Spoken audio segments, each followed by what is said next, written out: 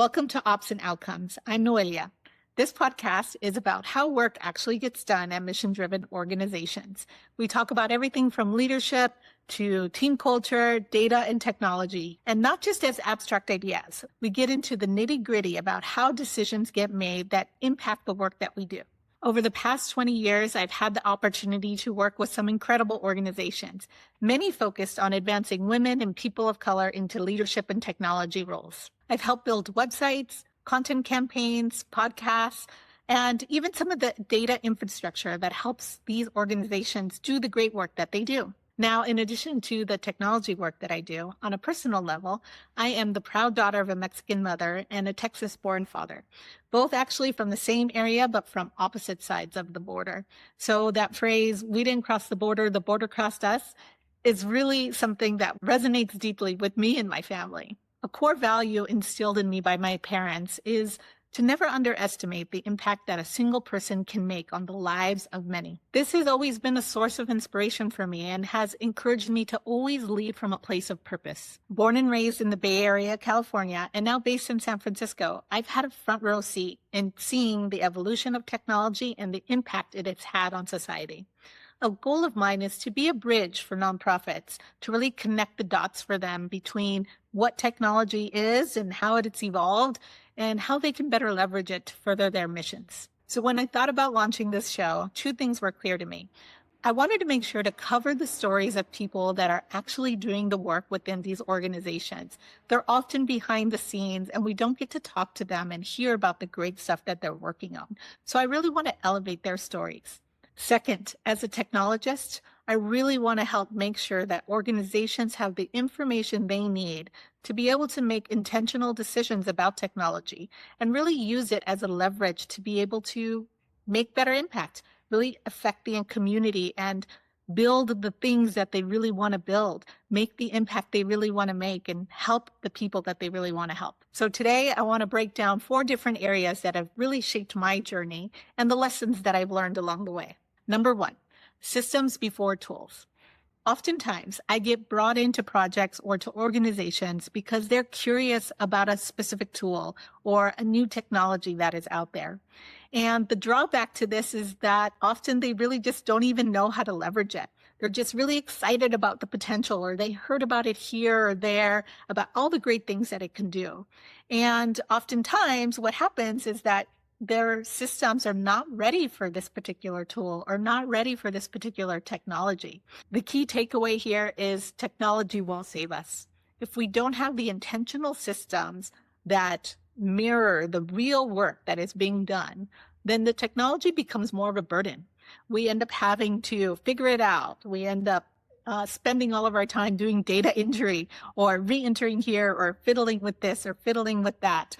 And that's not what we want. We want the technology to be leverage. We want it to be something that amplifies the work that we do. And that's the challenge. So without systems, the tools, the technology actually isn't going to help. Principle number 2, operations is leadership. More precisely, strong operations is leadership. As nonprofit organizations, we pride ourselves on the great work that we do, on the impact that we make on people's lives. And sometimes we really don't take into account all the work that happens behind the scenes to be able to actually create that impact. And when that happens, we tend to dismiss operations. But the organizations that I've worked with that prioritize operations and value operations are the ones that truly make the most impact.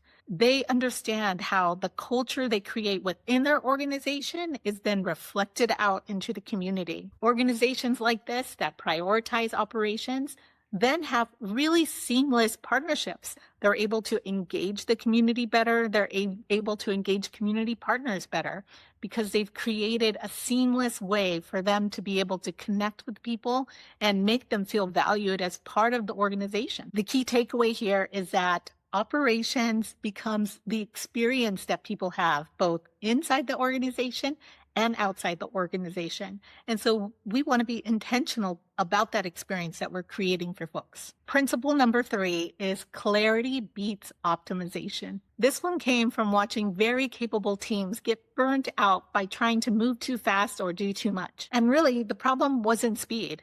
It really was ambiguity. Not having a clear owner or a clear path forward really got everybody spinning their wheels. I see this a lot happen with small teams that are trying to achieve a lot.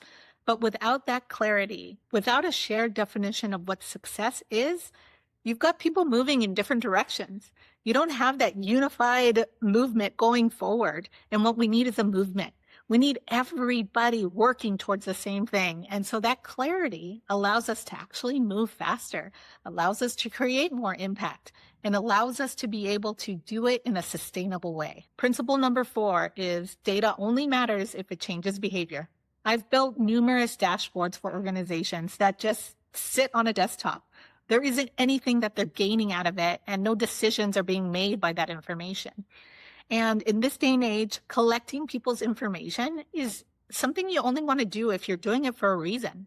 There's got to be intention behind the data that we collect from folks. A filter that I give organizations is to think about the information they've collected and to be able to say the sentence, because of this, we can do that. And if you can't finish that sentence, if you can't articulate why you've collected that information, then perhaps it's not valuable. It's just a report. And if that report doesn't help you make a decision, then should you have created the report? Should you have created the dashboard? So I'm a big believer in that the information we collect should help us make decisions. It should help change behavior, not just collecting information so that it looks cool on a visual graphic. We need to be thoughtful about the data that we collect from the people that we're working with. Now, principle number 5 is a personal one. Sustainability is a design problem. I've watched deeply committed people get burnt out and blame themselves because they figured, you know what, I'm resilient enough. I can do this. It's okay. The people need me. The impact is important. The work we're doing matters.